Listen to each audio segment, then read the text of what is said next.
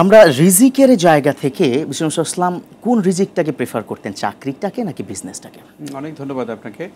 রিজিকের মধ্যে সবচাইতে উত্তম রিজিক এবং রিজিকের 10 ভাগের মধ্যে মোটামুটি 9 ভাগ বলা হয়েছে তেজারাত বা ব্যবসা বাণিজ্যের মধ্যে। এবং আমরা জানি যে পৃথিবীতে সকল নবী আম্বিয়া আলাইহিমুসসালাম তারা কোনো না কোনোভাবে ব্যবসা করেছেন এবং সবচেয়ে বড় কথা তারা হাতের কাজ করেছেন। হ্যাঁ, এটা আপনি দেখেন, আমার ওই ছোটোবেলাতে একটা কবিতা মনে পড়েছিল। আমাদের বাংলাদেশের এই উপমহাদেশের একজন বড় ইসলামিক স্কলার এবং বড় দার্শনিক আল্লামা আজিজুর রহমান নেসারাবাদী কায়েদ সাহেব হুজুর রহমাতুল্লাহ আলাইহি, তো হুজুরে একটা সুন্দর কবিতা আমাদেরকে ছোটবেলায় শিখাতেন যে ওগো মুসলমানের ছেলে কাজ করিলে মান যাবে তা কোন হাদিসে পেলে।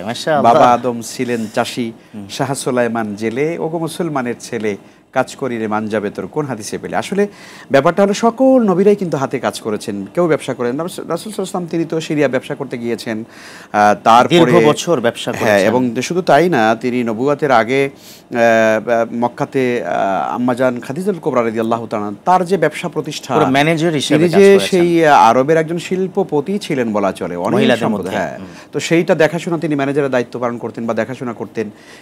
এভাবে করে সকল নবীদের জীবনে আমরা দেখি যে ব্যবসা করবার একটা হালাল বিজনেস করবার একটা কিন্তু প্রবণতা দেখা যায় এবং তাদের সিরাতের মধ্যে এগুলো আসে। তো আমরা মনে করি, আমরা অনেকে মনে করি কি, যেমন আমাদের একটা মানে কনসেপশন কিন্তু বর্তমান সমাজে আমাদের, বিশেষ করে আমাদের এই সাবকন্টিনেন্টে কাজ করে যে লেখাপড়া করতে হলে মানে করেছি এই জন্য যে চাকরি নিতে হবে, মানে একটা সার্টিফিকেট লাগবে চাকরির জন্য সার্টিফিকেট লাগবে। কিন্তু এই মানসিকতা আমাদের পরিহার করা উচিত। আমরা এটার কারণে কি বেকারত্ব কি বাড়ছে? হ্যাঁ, বাড়ছে। তো আমরা লেখাপড়া করব জানার জন্য, আর লেখাপড়া যখন করব, এলএম যখন আমার আসবে, নলেজ যখন আমার অর্জন হবে, তখন আমি সেটা দিয়ে উদ্যোক্তা হব।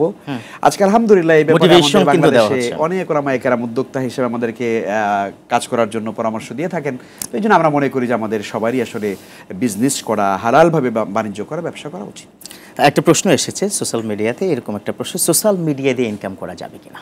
না, সোশ্যাল মিডিয়ার আসলে সকল ইনকাম হালাল নয়, এটা আমাদেরকে খুব ভালো ডিফাইন করা যায় কি? হ্যাঁ, কারণ আমরা জানি যে সোশ্যাল মিডিয়াগুলোতে যে অ্যাডভার্টাইজমেন্ট যে বিষয়টা আছে, যেটার মাধ্যমে আসলে বেসিক্যালি আপনার ইনকাম ডলারটা আসে, অর্থাৎ আপনার পেজে যদি আপনি কোনো ধরনের কোনো অ্যাডভার্টাইজমেন্ট অনুমোদন না করেন, তাহলে তো আসলে আপনার এখানে কোনো ডলার আসছে না, তাই না? তো এই যে আপনি অনুমোদন করছেন, কোন জাতীয় অ্যাডগুলো আপনি অনুমোদন করছেন, সেটা একটা গুরুত্বপূর্ণ ব্যাপার।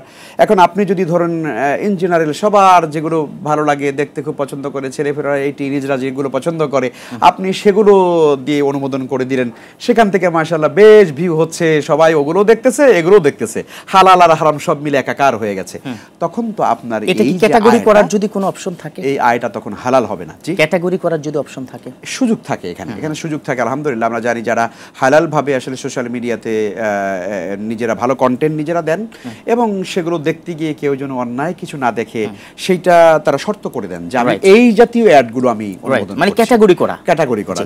এই বিষয়ে আরেকটা প্রশ্ন এসেছে যে আমরা দেখি বর্তমান সোসাইটিতে কাপল ব্লগ সোশ্যাল মিডিয়াতে ব্যাপক hit, super hit, bumper hit বলা যায় এবং ভাইরাল। এই কাপল ব্লগ দিয়ে অনেকে ইনকাম করছে। কি করছে? কাপল ব্লগ। হ্যাঁ, মানে নিজেরা বুঝতে পারছি। জি, বুঝতে পারছি। মানে জোড়ায় জোড়ায় মিলে এরকম ব্লগ তৈরি করে, সেখান থেকে ফ্যামিলি ব্লগ আর মানুষের সামনে এসে নানান ভিডিও করে, মানুষের না, এটা জায়েজ নেই, হারাম, বিলকুল হারাম। কারণ হচ্ছে আসলে আপনারা আপনাদের দাম্পত্য জীবনটাকে সস্তা বানিয়ে ফেলেছেন। আপনাদের ভেতরে ভালোবাসা, আপনাদের ভিতরে রাগ অনুরাগ, আপনাদের ভিতরে নিজেদেরকে প্রোডাক্ট বানিয়ে, হ্যাঁ, অর্থাৎ আপনি আপনার স্ত্রীকে যে ভালোবাসাটা দেন, আর আল্লাহ সুবহানাহু ওয়া তাআলা এটাকে গোপনে দেওয়ার জন্য সুযোগ করে দিয়েছেন। আর ভালোবাসাটা যত গোপনে থাকে, স্বামী স্ত্রী ভালোবাসা যত গোপনে থাকে, তত সেটা উপভোগ্য হয়।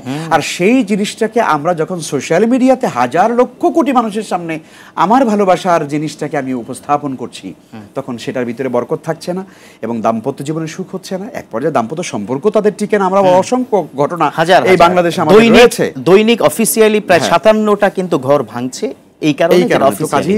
এইভাবে কোনো ইনকাম করা এটা সম্পূর্ণ হারাম।